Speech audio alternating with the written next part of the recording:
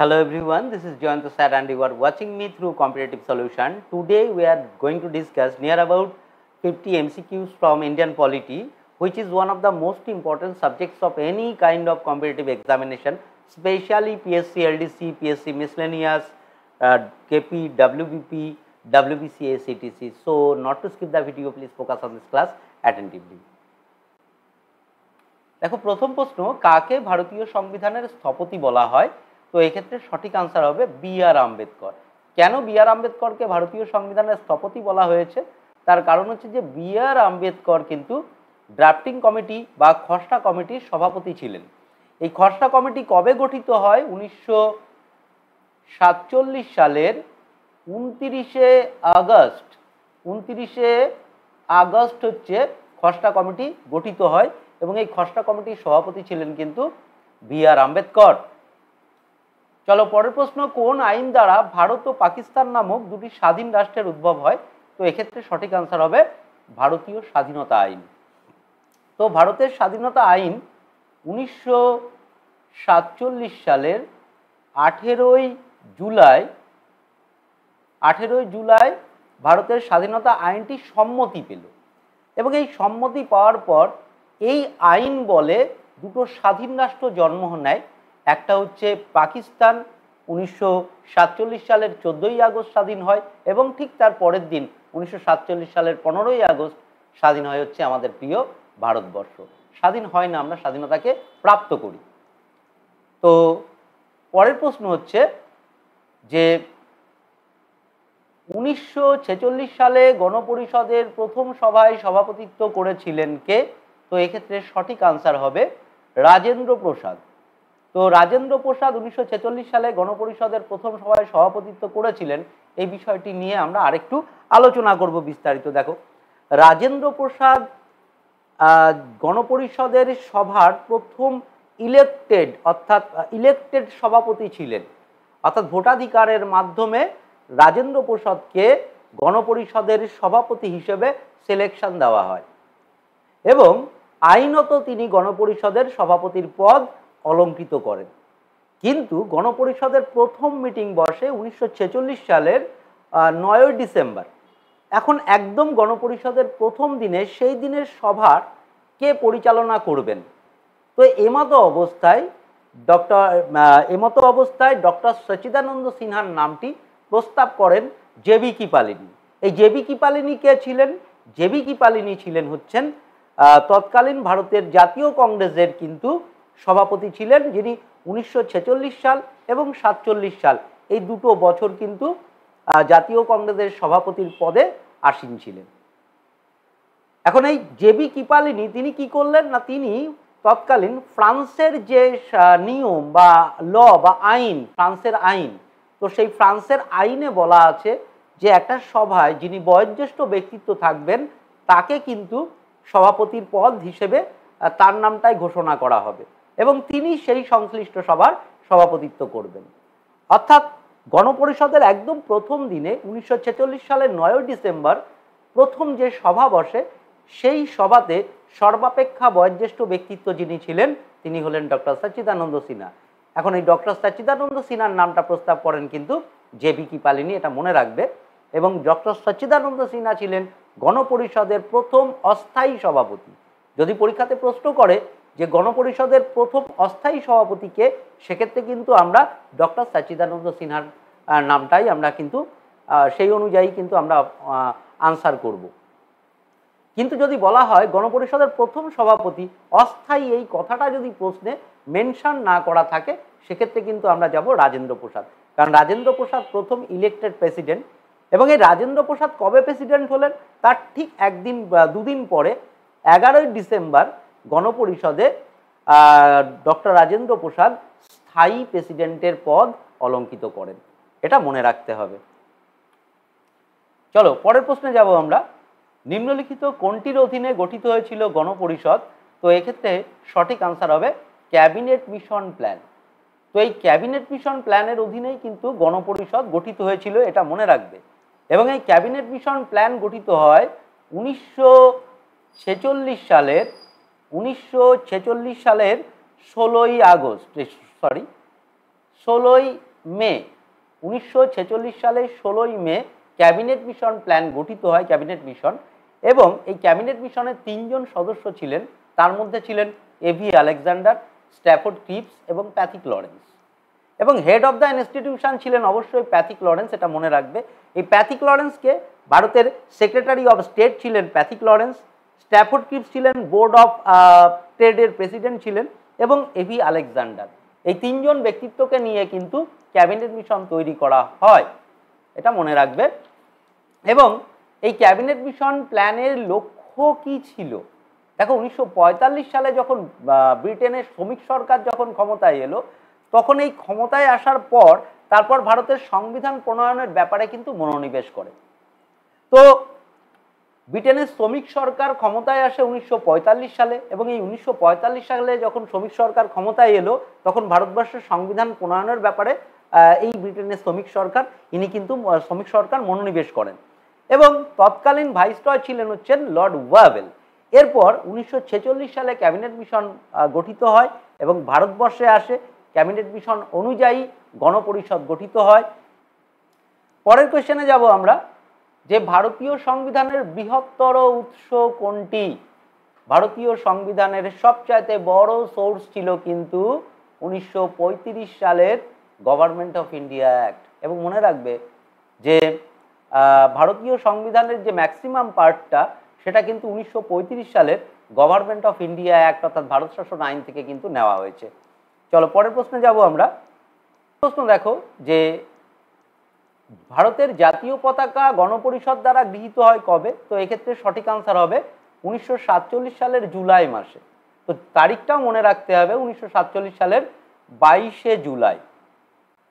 1947 সালের 22শে জুলাই কি হয় না, জাতীয় পতাকা গণপরিষদ কর্তৃক গৃহীত হয়। এবং মনে রাখবে যে 1947 সালের 22শে জুলাই গণপরিষদ কর্তৃক ভারতবর্ষের জাতীয় পতাকা গৃহীত হয়। এবং এই যে জাতীয় পতাকা, এই ভারতবর্ষের জাতীয় পতাকার দৈর্ঘ্য প্রস্থের অনুপাত কিন্তু 3:2, এবং এই জাতীয় পতাকার ডিজাইন করেন হচ্ছেন পিঙ্গালি ভেঙ্কাইয়া। পিঙ্গালি ভেঙ্কাইয়া জাতীয় পতাকা ডিজাইন করেন। এবং জাতীয় পতাকা ট্রাইকালার তোমরা জানোই অবশ্যই, জাতীয় পতাকা সম্পর্কে বিস্তারিত বলার কিছু নেই, তো প্রত্যেকেই আমরা জানি। এবং এই জাতীয় পতাকার মাঝখানে যে অশোক চক্রটি আছে, এটা কিন্তু সারনাথের লায়ন পিলার থেকে নেওয়া হয়েছে, এটা মনে রাখবে, যেখানে 24টা স্পোক আছে। পরের কোয়েশ্চেনে যাব আমরা। গণপরিষদে বি.আর. আম্বেদকরের নেতৃত্বে খসড়া কমিটি গঠন করা হয়েছিল কবে? তো এক্ষেত্রে সঠিক আনসার হবে অপশান ডি, 29শে আগস্ট 1947 সালে। এই 29শে আগস্ট 1947 সালে কিন্তু খসড়া কমিটি তৈরি করা হয়, এটা মনে রাখবে।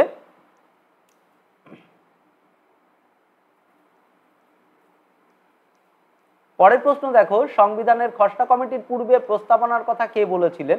তো এক্ষেত্রে সঠিক আনসার হবে জওহরলাল নেহেরু। তো নেহেরুর যে অবজেক্টিভ রেজলিউশন বা উদ্দেশ্যমূলক যে প্রস্তাব ছিল, সেই উদ্দেশ্যমূলক প্রস্তাব এটা গণপরিষদ কর্তৃক গৃহীত হয় 1946 সালের 13ই ডিসেম্বর। 1946 সালের 13ই ডিসেম্বর গণপরিষদ দ্বারা গৃহীত হয়। এই প্রস্তাবটা গৃহীত হয় এবং পরবর্তীতে এই যে জওহরলাল নেহেরু যেটা অবজেক্টিভ রেজলিউশন ছিল, সেটাই কিন্তু ভারতবর্ষের সংবিধানে প্রস্তাবনা আকারে আত্মপ্রকাশ করে, এটা মনে রাখবে। পরের কোয়েশ্চেন যাব আমরা। ভারতীয় সংবিধানে খসড়া কমিটিতে সভাপতিকে নিয়ে কতজন সদস্য সংখ্যা ছিল? তো এক্ষেত্রে সঠিক আনসার হবে কিন্তু 7 জন। এই 7 জনের মধ্যে প্রথমত যার নাম চলে আসে, তিনি হলেন বি.আর. আম্বেদকর, যিনি খসড়া কমিটির চেয়ারম্যান ছিলেন বা চেয়ারপারসন ছিলেন। এছাড়া ছিলেন Krishnaswami Ayyar, K M. Munshi, N. Gopalaswami, Mohammad Saadullah, B L. Mitra এবং ডি.পি. খৈতান। এবং প্রাসঙ্গিক ক্রমেই খুব ভালোভাবে মনে রাখবে যে এই যে খসড়া কমিটি, এই খসড়া কমিটির লোগো ছিল কিন্তু হাতি। পরের প্রশ্নে যাব। 1935 সালের ভারত শাসন আইনের মূল বিষয় কি ছিল? তো 1935 সালের ভারত শাসন আইনের মূল বিষয় ছিল যুক্তরাষ্ট্রীয় ও সাংসদীয় ব্যবস্থার নীতিসমূহ। তো 1935 সালের যে ভারত শাসন আইন, এই ভারত শাসন আইনের মূল বিষয় কি ছিল? যুক্তরাষ্ট্রীয় ও সাংসদীয় ব্যবস্থার নীতিসমূহ কিন্তু এক্ষেত্রে ছিল 1935-এর গভর্নমেন্ট অ্যাক্টের মূল বিষয়। নিচের কে ক্যাবিনেট মিশনের সদস্য ছিলেন না? তো এক্ষেত্রে সঠিক আনসার হবে কিন্তু জন সাইমন। কারণ প্যাথিক লরেন্স, স্ট্যাফোর্ড ক্রিপস এবং এভি আলেকজান্ডার তিনজনই কিন্তু ক্যাবিনেট মিশনের সদস্য ছিলেন, কিন্তু এক্ষেত্রে জন সাইমন তিনি সাইমন কমিশনের সাথে সম্পর্কযুক্ত ছিলেন। তো জন সাইমন ছিলেন সাইমন কমিশনের সাথে সম্পর্কিত। মূলত ভারতবর্ষের শাসনতান্ত্রিক সংস্কারের জন্যই কিন্তু সাইমন কমিশন গঠন করা হয়, এবং এই যে সাইমন কমিশন গঠন করা হয়েছিল জন সাইমনের নেতৃত্বে, একে কিন্তু কটাক্ষ করে বলা হয়েছিল হোয়াইট কমিশন। তার কারণ টোটাল এই সাইমন কমিশনে যতজন সদস্য ছিলেন তার মধ্যে কেউই ভারতীয় ছিল না, যার জন্য কটাক্ষ করে হোয়াইট কমিশন বলা হয়েছে। এই সাইমন কমিশন আসে কিন্তু 1927 সালে। 1927 সালে সাইমন কমিশন গঠন করা হয়, এটা মনে রাখবে। পরের প্রশ্ন, ভারতে ইস্ট ইন্ডিয়া কোম্পানির একচেটিয়া বাণিজ্যের অবসান ঘটে কবে বা অবসান ঘটে কোন আইন দ্বারা? এক্ষেত্রে সঠিক আনসার হবে 1813 সালের সনদ আইন দ্বারা। এই যে 1813 সালের সনদ আইন, যেখানে বলা হয়েছে যে ইস্ট ইন্ডিয়া কোম্পানি ভারতবর্ষে যে একচেটিয়া বাণিজ্য করতো, এই একচেটিয়া বাণিজ্যের অবসানের জন্য, অর্থাৎ ব্রিটেনের অন্যান্য যে সমস্ত ব্যবসায়িকরা আছেন তারাও যেন ভারতবর্ষে ব্যবসা করতে পারেন। তো যার জন্যে 1813 সালে যে সনদ আইন আসে, সেখানে ব্রিটিশ ইস্ট ইন্ডিয়া কোম্পানির যে একচেটিয়া বাণিজ্য, সেই একচেটিয়া বাণিজ্যের পরে কিন্তু ছেদ টানা হয়, এবং অন্যান্য ব্যবসায়ীরা তারাও কিন্তু ভারতবর্ষে ব্যবসা করতে পারবে, সেই মর্মে 1813 সালে সনদ আইন আসে। এখন এই সনদ আইনের মূল উদ্দেশ্য কি ছিল? উদ্দেশ্য হচ্ছে যত ব্যবসাদার বাড়বে তত কিন্তু তারা রাজস্ব পাবে, তত ট্যাক্স কালেক্ট করতে পারবে। তো এর জন্যই কিন্তু 1813 সালের সনদ আইন আনা হয়। পরের প্রশ্ন, গণপরিষদের প্রথম অধিবেশন অনুষ্ঠিত হয়েছিল কোন শহরে? তো এক্ষেত্রে সঠিক আনসার হবে নতুন দিল্লিতে। দেখো, গণপরিষদের যে প্রথম অধিবেশন, এটা অত্যন্ত গোলায়, যে গণপরিষদের যে প্রথম অধিবেশন বসেছিল সেটা কিন্তু বসেছিল দিল্লির কনস্টিটিউয়েন্ট হলে, এবং তারিখটা ছিল 1946 সালের 9 ডিসেম্বর। কিন্তু কিসের সাথে গোলায় এটা? এটা হচ্ছে জাতীয় কংগ্রেসের প্রথম অধিবেশনের সাথে। জাতীয় কংগ্রেসের প্রথম অধিবেশন বসেছিল 1885 সালে মুম্বাইয়ের 1885 সালে মুম্বাইয়ের গোকুল দাস তেজপাল সংস্কৃত কলেজে কিন্তু জাতীয় কংগ্রেসের প্রথম অধিবেশন হয়, কিন্তু গণপরিষদের প্রথম অধিবেশন হয় কিন্তু দিল্লির কনস্টিটিউয়েন্ট হলে, এটা মনে রাখবে। পরের প্রশ্নে যাব আমরা, কে গণপরিষদের প্রবীণতম সদস্য ছিলেন? তো এক্ষেত্রে সঠিক আনসার হবে ডক্টর সচ্চিদানন্দ সিনহা। ডক্টর সচ্চিদানন্দ সিনহা ছিলেন গণপরিষদের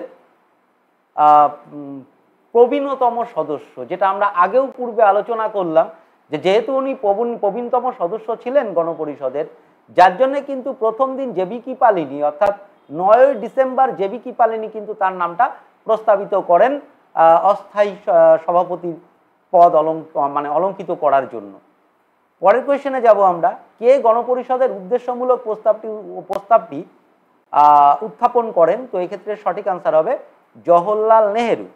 এই জওহরলাল নেহেরুর যে অবজেক্টিভ রেজলিউশন বা উদ্দেশ্যমূলক যে প্রস্তাব, এই উদ্দেশ্যমূলক প্রস্তাব কিন্তু গণপরিষদে উত্থাপন করেন জওহরলাল নেহেরু, এটা মনে রাখবে। পরের প্রশ্ন, কোন পদ্ধতিতে গণপরিষদের সিদ্ধান্ত গ্রহণ করা হতো? দেখো, গণপরিষদে এক একটা করে আইন তৈরি হতো বা নিয়ম তৈরি হতো ভারতীয় সংবিধানে এনাক্ট করার জন্যে। তো এই যে আইন তৈরি হতো, এই আইনগুলো কিন্তু প্রত্যেকের সম্মতিক্রমেই কিন্তু আইনগুলো তৈরি হতো। তো এক্ষেত্রে মনে রাখবে যে সর্বসম্মতিক্রমে, অর্থাৎ সবার সম্মতিক্রমে কিন্তু গণপরিষদের সমস্ত সিদ্ধান্ত গ্রহণ করা হতো। নেক্সট প্রশ্ন, যে ব্রিটিশরা ভারতের বিভাজনের দাবিকে স্বীকার করে? তো এক্ষেত্রে সঠিক আনসার হবে মাউন্ট ব্যাটেন পরিকল্পনায়। 1947 সালের 3রা জুন যে পরিকল্পনাটা গ্রহণ করা হয়েছিল, সেই অর্থাৎ ভারত বিভাজনের জন্য, সেই পরিকল্পনাটাই কিন্তু মাউন্ট ব্যাটেন পরিকল্পনা নামে পরিচিত। মনে রাখবে যে 3রা জুন 1947 সাল, এটা মনে রাখতে হবে। পরের প্রশ্ন দেখো, ইস্ট ইন্ডিয়া কোম্পানির কার্যকলাপে সংসদীয় নিয়ন্ত্রণের সর্বপ্রথম প্রয়াসটি নেওয়া হয়? এটা কিন্তু সঠিক আনসার হবে অপশান এ, রেগুলেটিং অ্যাক্ট 1773-এর। 1773-এর রেগুলেটিং অ্যাক্ট। কেন ব্রিটিশরা প্রথম ইস্ট ইন্ডিয়া কোম্পানির যে কার্যকলাপের ওপর, অর্থাৎ ব্রিটিশ পার্লামেন্ট ইস্ট ইন্ডিয়া কোম্পানির কার্যকলাপের ওপর নিয়ন্ত্রণ আনে। রেগুলেট কথার অর্থ হচ্ছে নিয়ন্ত্রণ। তো নিয়ন্ত্রণ আনে কেন? দেখো, যখন ইস্ট ইন্ডিয়া কোম্পানি শাসন করতে থাকে বাংলাকে, অর্থাৎ বক্সারের যুদ্ধের পরের থেকে ডিরেক্ট যখন শাসন করতে থাকে, তো সেই তখন থেকে কিন্তু বাণিজ্যের নামে একচেটিয়া লুট করতে থাকে। এবং এই যে লুট করা, এই লুটের ফলস্বরূপ 1770 সালে বাংলাতে কিন্তু একটা চরম দুর্ভিক্ষ দেখা দেয়। এবং এই চরম দুর্ভিক্ষ যখন বাংলাতে দেখা দিল, তো সে মতো পরিস্থিতিতে, অর্থাৎ আমরা যেটা 76-এর মন্বন্তর হিসেবে জানি, যে যেখানে বাংলাতে চরম দুর্ভিক্ষ দেখা দেয়, মানুষ না খেতে পেরে মারা যায় প্রচুর মানুষ। তো এরকম পরিস্থিতিতে দেখো, ব্রিটিশ ইস্ট ইন্ডিয়া কোম্পানি যদি বাণিজ্য না করে, তো সেক্ষেত্রে রেভিনিউ পাচ্ছে না ব্রিটিশ পার্লামেন্ট।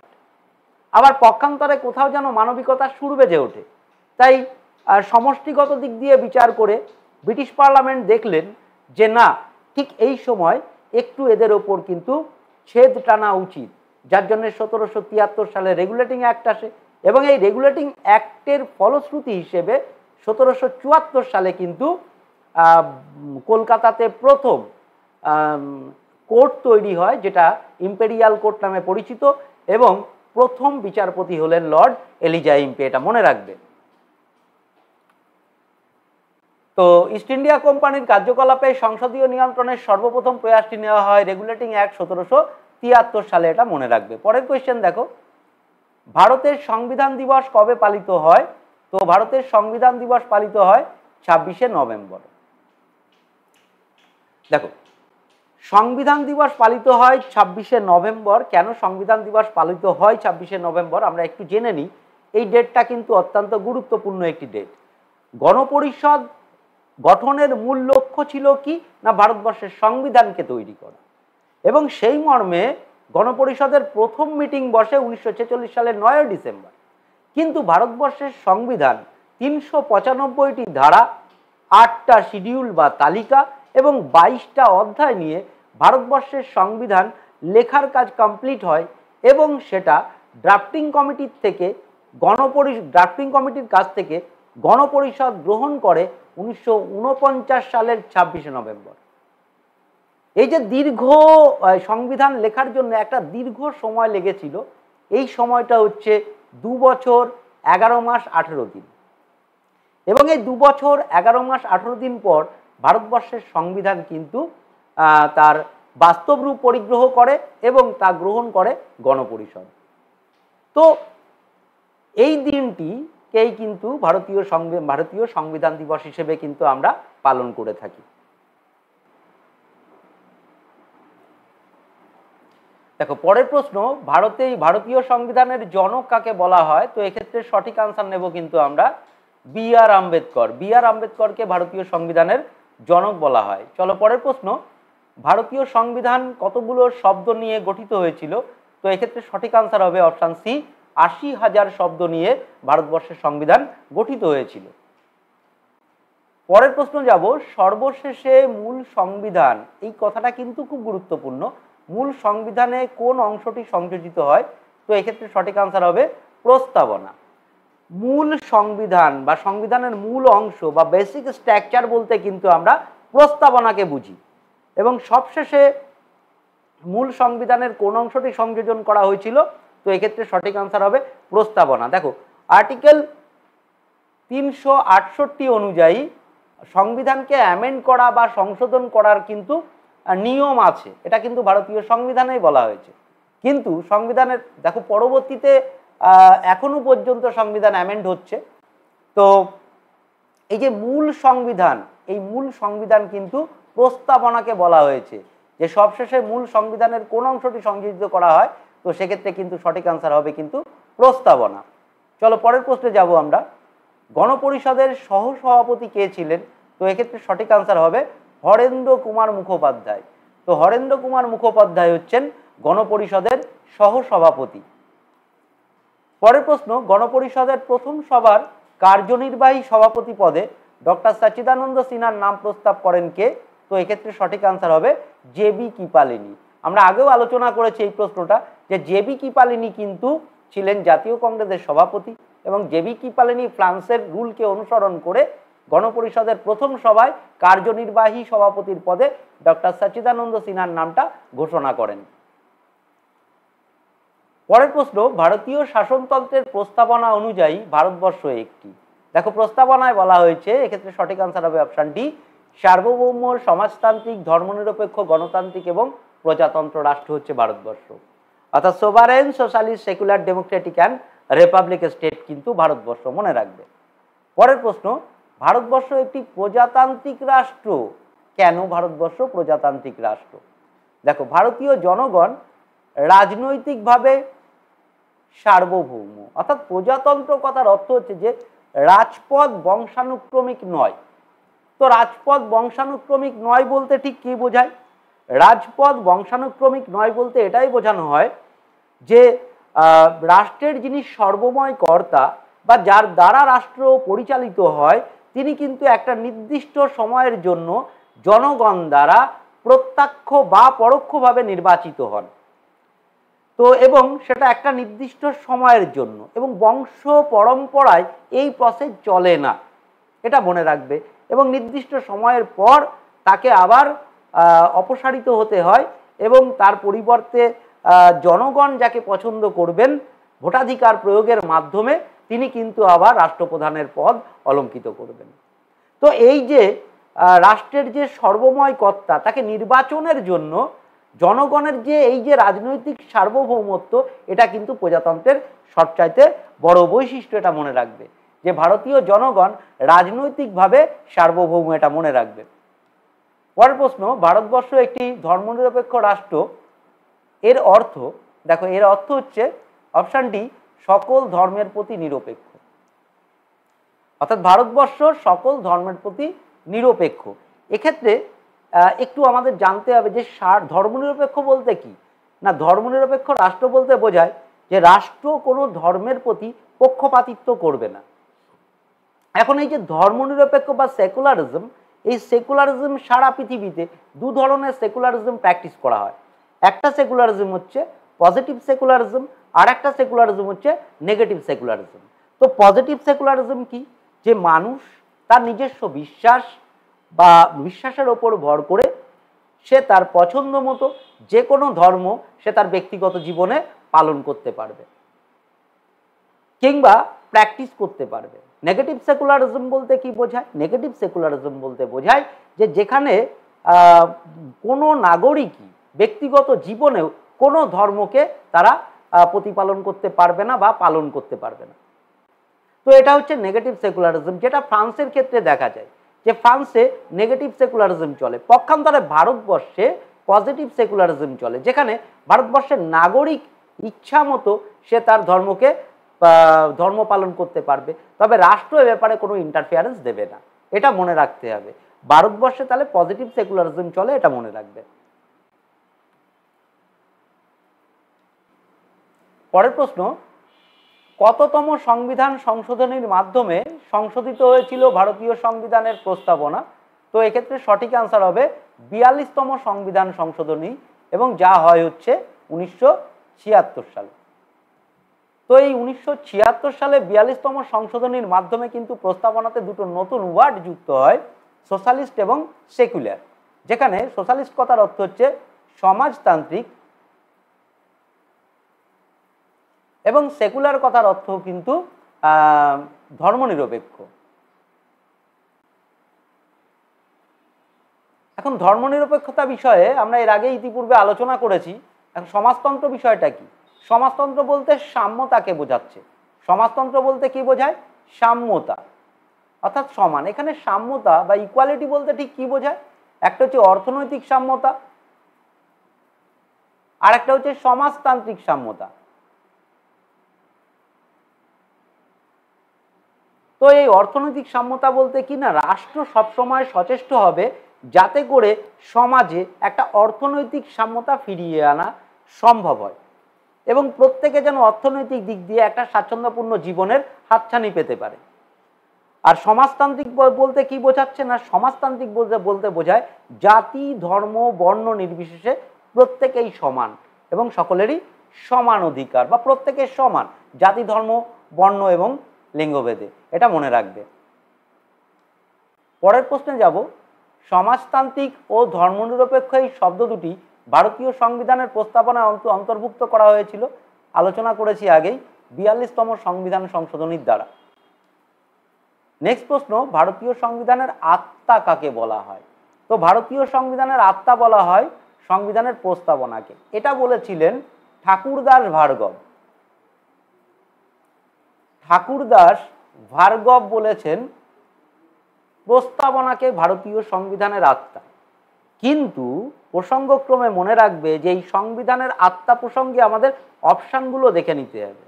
বি আর আম্বেদকর কিন্তু আবার সংবিধান বি আর আম্বেদকর হচ্ছে 32 নম্বর আর্টিকেল, অর্থাৎ যেখানে কনস্টিটিউশনাল রিমেডিস বা সংবিধান প্রতিবিধানের অধিকারের কথা কিন্তু বলা হয়েছে, সেই 32 নম্বর আর্টিকেলকে বি আর আম্বেদকর কিন্তু বলেছেন যে ভারতীয় সংবিধানের আত্মা। অর্থাৎ এরকম প্রশ্ন যখন আমরা পাবো তখন কিন্তু আমরা অপশানের দিকে একটু ভালো করে দেখব এবং সেই অনুযায়ী আমরা আনসার করব। চলো পরের প্রশ্ন, নিচের কোনটিতে ভারতীয় সংবিধান নির্মাতাদের চিন্তা ভাবনা বা আদর্শ প্রতিফলিত হয়েছে? তো এক্ষেত্রে সঠিক আনসার হবে কিন্তু প্রস্তাবনা। এই প্রস্তাবনাতে কিন্তু ভারতীয় সংবিধান নির্মাতা যারা ছিলেন তাদের আদর্শ প্রতিফলিত হয়েছে, অর্থাৎ ভারতবর্ষ কেমন রাষ্ট্র।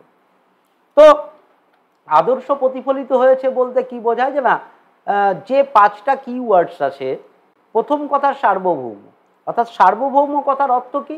সার্বভৌম কথার অর্থ হচ্ছে যে আমরা বাহ্যিক এবং আভ্যন্তরীণ সমস্ত নিয়ন্ত্রণ থেকে মুক্ত ভারতীয় নাগরিক।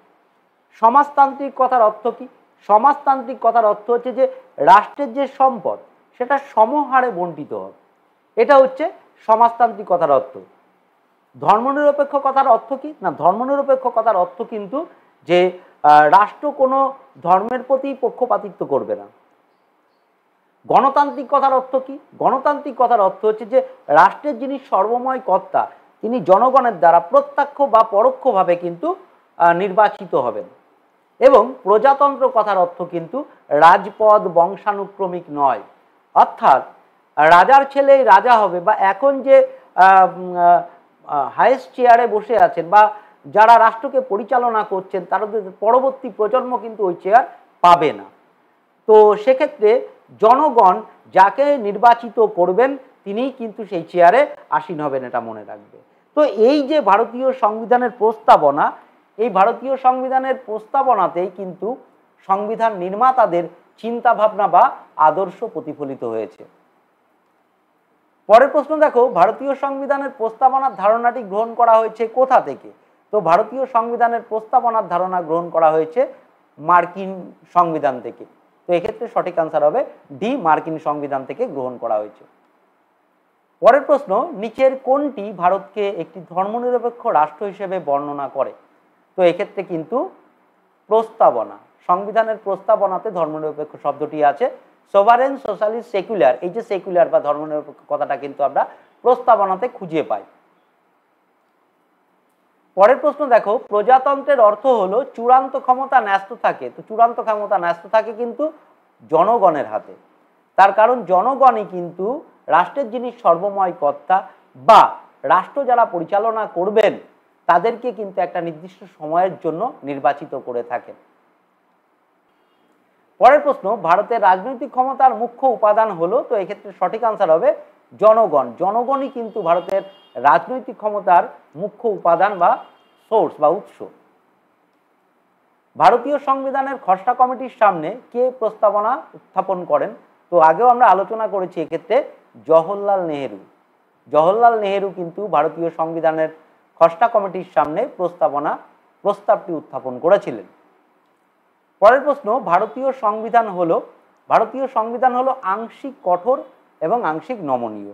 তো একটু এই বিষয়টা নিয়ে আলোচনা করা যাক। দেখো, ভারতবর্ষের সংবিধানকে বলা হয় পার্টলি ফ্লেক্সিবল এবং পার্টলি রিজিড। তো কেন পার্টলি ফ্লেক্সিবল, কেন পার্টলি রিজিড একটু আমরা জেনে নেব। দেখো, কিছু কিছু বিল আইনে পরিণত করার জন্য অনেক কঠোর পরিস্থিতি মানে অনেক কঠোর প্রসেসিংয়ের মধ্যে দিয়ে যেতে হয়। সেক্ষেত্রে বোথ হাউসের একটা মেজরিটির সম্মতির কিন্তু প্রয়োজন হয়, এটা মনে রাখতে হবে। আবার কিছু কিছু বিষয় আছে সংবিধানের, কিছু কিছু বিষয় আছে যে বিষয়গুলো কিন্তু পার্লামেন্টে পাশ করার জন্য অত্যন্ত ইজি প্রসেসের মধ্যে দিয়েই বোথ হাউসেই পাশ হয়ে যায়। তো যার জন্য ভারতীয় সংবিধানকে বলা হয়েছে পার্টলি ফ্লেক্সিবল এবং পার্টলি রিজিড। চলো পরের প্রশ্নে যাওয়া যাক। ভারতীয় সংবিধানের নির্দেশমূলক নীতি সমূহের ধারণাটি কোন দেশ থেকে নেওয়া হয়েছে? তো এক্ষেত্রে সঠিক আনসার হবে আয়ারল্যান্ড। মনে রাখবে আয় নির্দেশ দিই, অর্থাৎ নির্দেশমূলক নীতি সমূহের ধারণা নেওয়া হয়েছে আয়ারল্যান্ড থেকে। পরের প্রশ্ন, ভারতে এক নাগরিকত্ব ধারণাটি নেওয়া হয়েছে কোথা থেকে? তো এক নাগরিকত্ব ধারণাটি বা সিঙ্গেল সিটিজেনশিপ নেওয়া হয়েছে হচ্ছে ইংল্যান্ড থেকে, মনে রাখবে। নেক্সট কোয়েশ্চেন, দ্বৈত নাগরিকত্ব নিম্নলিখিত কোন ধরনের সরকারের অন্যতম বৈশিষ্ট্য? এক্ষেত্রে মনে রাখবে যুক্তরাষ্ট্রীয় সরকার। তো দ্বৈত নাগরিকত্ব বা ডুয়াল সিটিজেনশিপ যেটা আছে সেটা হচ্ছে যে সমস্ত দেশ যুক্তরাষ্ট্রীয় পরিকাঠামো অনুযায়ী চলে, অর্থাৎ যে সমস্ত দেশে যুক্তরাষ্ট্রীয় পরিকাঠামো আছে সেই সমস্ত দেশে কিন্তু দ্বিনাগরিকত্ব দেওয়া হয়।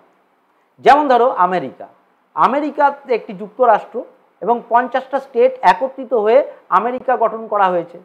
এই যে 50টা স্টেট একত্রিত হয়ে আমেরিকা গঠন করা হলো, সেক্ষেত্রে একটা সেন্ট্রালের কিন্তু নাগরিকত্ব দেওয়া হয়, অর্থাৎ আইডেন্টিটি দেওয়া হয়, এবং যে আঞ্চলিক নাগরিকত্ব কিন্তু একটা দেওয়া হয়ে থাকে। তো এই যে দ্বিনাগরিকত্ব এটা কিন্তু যুক্তরাষ্ট্রীয় পরিকাঠামোর কিন্তু একটা বৈশিষ্ট্য, এটা মনে রাখবে। দ্বৈত নাগরিকত্ব। পরের কোয়েশ্চেনে যাব আমরা। মৌলিক অধিকার ও রাষ্ট্র পরিচালনার নির্দেশমূলক নীতির মধ্যে পার্থক্য কি? তো এক্ষেত্রে সঠিক আনসার হবে অপশান বি, মৌলিক অধিকার আদালত কর্তৃক বলবৎযোগ্য কিন্তু নির্দেশমূলক নীতি আদালত কর্তৃক বলবৎযোগ্য নয়। দেখো, মৌলিক অধিকার যা সেটা হচ্ছে ভারতীয় জনগণের মূল অধিকার, যেটাকে না রাষ্ট্র না কোনো ব্যক্তি ছিনিয়ে নিতে পারে। তো মৌলিক অধিকার কিন্তু মূল অধিকার। যদি কোনো ক্রমে নাগরিকের মৌলিক অধিকার খর্ব হয়, সেক্ষেত্রে সুপ্রিম কোর্ট বা হাইকোর্ট তার মৌলিক অধিকার ফিরিয়ে দিতে বাধ্য। পক্ষান্তরে নির্দেশমূলক নীতি হচ্ছে রাষ্ট্রের মানবিক মুখ, অর্থাৎ রাষ্ট্র যদি স্বাচ্ছন্দ্য প্রকাশ করে অর্থনৈতিক দিক দিয়ে, সেক্ষেত্রে কিছু অধিকার কিন্তু রাষ্ট্র দিতে পারে। যেমন তোমরা জানো যে ভারতবর্ষের সংবিধান যখন রচনা হয়েছিল তখন শিক্ষার অধিকার কিন্তু ডিপিএসপির মধ্যে ছিল, অর্থাৎ নির্দেশাত্মক নীতির মধ্যে ছিল শিক্ষার অধিকার। শিক্ষাটা নির্দেশমূলক নীতির সাবজেক্ট হিসেবে ছিল। এবং পরবর্তীতে কিন্তু 2002 সালে 86তম সংবিধান সংশোধনের মাধ্যমে শিক্ষার অধিকারকে ডিপিএসপি থেকে মৌলিক অধিকারে নিয়ে আসা হয় এবং যেটা স্থান পেয়েছে 21A নাম্বার আর্টিকেলে। এখন বাস্তবিক পক্ষে বলি, শিক্ষার যে নীতিসমূহ সেখানে বলা হয়েছে যে যারা প্রাইমারি স্কুলে যারা পড়ে, প্রাথমিক স্কুলে যারা পড়ে, সেই সমস্ত শিশুদের জন্য তার বাড়ি থেকে 1 কিলোমিটারের মধ্যে হবে স্কুল, এবং যে সমস্ত হাই স্কুলের যারা ছাত্র আছেন তো তাদের কিন্তু বাড়ি থেকে 3 কিলোমিটারের মধ্যে স্কুল হবে, এটা শিক্ষানীতিতে পড়ছে। তো ভারতবর্ষ যখন স্বাধীন হয়, স্বাধীনতার পর আমাদের শুধুমাত্র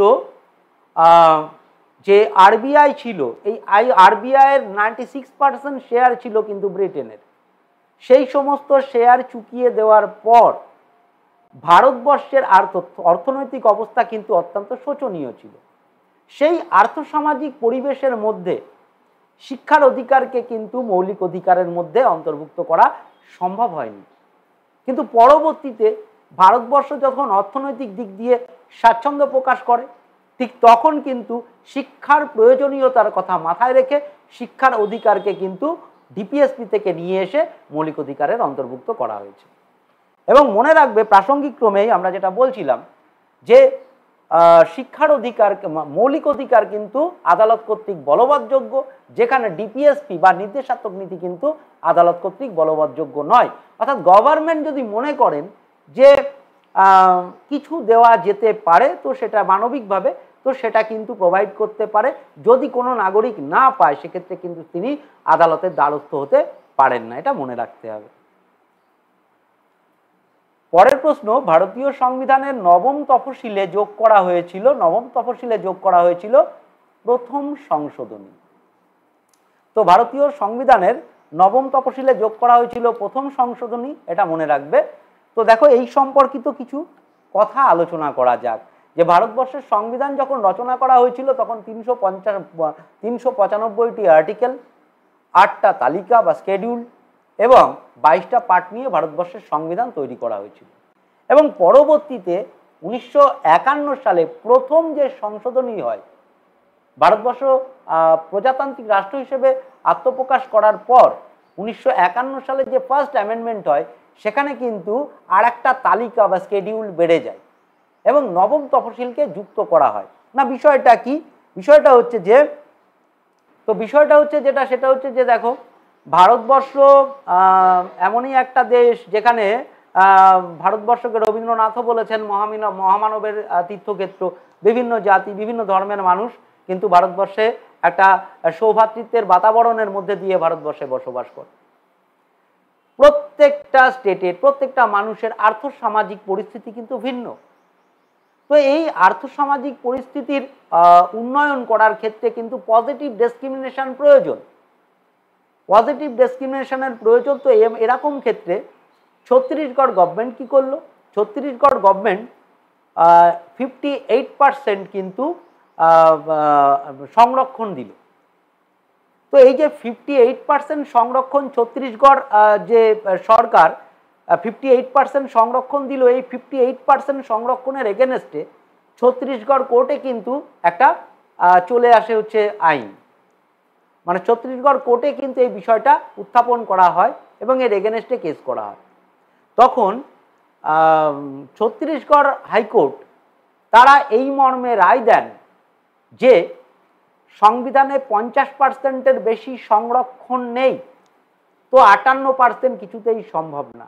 এখন যে সমস্ত জায়গায় তপশিলি জাতি বা তপশিলি উপজাতি মানুষের সংখ্যার আধিক্য লক্ষ্য করা যায়, সেখানে তো সংরক্ষণ প্রয়োজন বা পজিটিভ ডিসক্রিমিনেশনের প্রয়োজন, রাষ্ট্রের মঙ্গলের জন্য, রাষ্ট্রের ভালোর জন্য, বা যাতে রাষ্ট্রের একটা সুষম ডেভেলপমেন্ট হয়। তো তার জন্যে কিন্তু এরকম কিছু কিছু পজিটিভ ডিসক্রিমিনেশনের প্রয়োজন ছিলই। কিন্তু দেখা যাচ্ছে কি না, এগুলো যখন কোর্টে উঠতো তখন কিন্তু গভর্নমেন্ট হেরে যাচ্ছিল। এটা আমি একটা উদাহরণ দিলাম মাত্র, যে এরকম বেশ কিছু বিষয় ছিল যে বিষয়গুলো নিয়ে কিন্তু গভর্নমেন্ট অনেকটাই পিছিয়ে যাচ্ছিলেন। এমতো পরিস্থিতিতে নবম তফসিলে যে বিষয়গুলো যুক্ত করা হয়, অর্থাৎ 13টা বিষয় যুক্ত করা হয়, যে 13টা বিষয়ের বিরুদ্ধে কোনো কোর্টে কিন্তু কোর্টের দ্বারস্থ হওয়া যায় না বা তার বিরুদ্ধে কোনো অ্যালিগেশন নিয়ে আসা যায় না। এটা কিন্তু নবম তফসিলের অন্তর্ভুক্ত এবং বর্তমানে কিন্তু এই তালিকায় 13টার থেকে ক্রমশ বেড়ে 284টা বিষয় আছে, যেটা নবম তফসিলের অন্তর্গত। এটা মনে রাখবে। তাহলে আমাদের প্রশ্ন ছিল যে ভারতীয় সংবিধানের নবম তফসিলে যোগ করা হয়েছিল কি?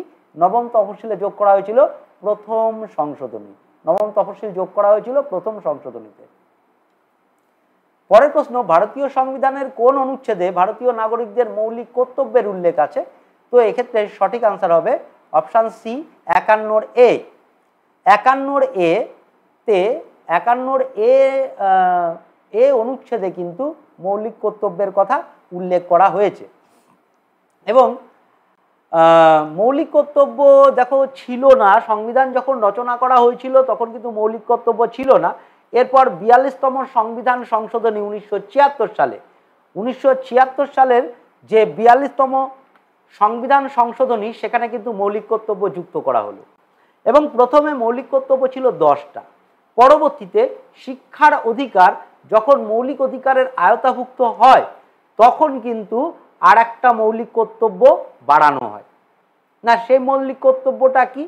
6 থেকে 14 বছরের প্রত্যেকটা শিশুর যে লিগ্যাল গার্ডিয়ান আছে, সেই লিগ্যাল গার্ডিয়ানের উচিত যে তাকে নির্দিষ্ট স্কুলে কিন্তু তাকে পাঠানো, যাতে তার বেসিক এডুকেশনটা সে পেতে পারে।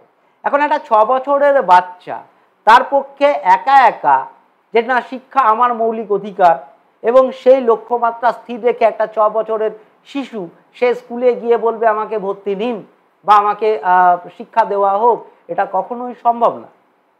তো যার জন্যে একদিকে যেমন শিক্ষার অধিকারকে মৌলিক কর্তব্যে মৌলিক অধিকারের আওতাভুক্ত করা হয়েছে, মৌলিক অধিকারে জায়গা দেওয়া হয়েছে শিক্ষার অধিকার, ঠিক তেমনি মৌলিক কর্তব্যের মধ্যে কিন্তু যুক্ত করা হয়েছে যে 11তম যে মৌলিক কর্তব্য সেখানে যুক্ত করা হয়েছে 6 থেকে 14 বছরের প্রত্যেকটা শিশুকে কিন্তু বিদ্যালয়ে পাঠানো।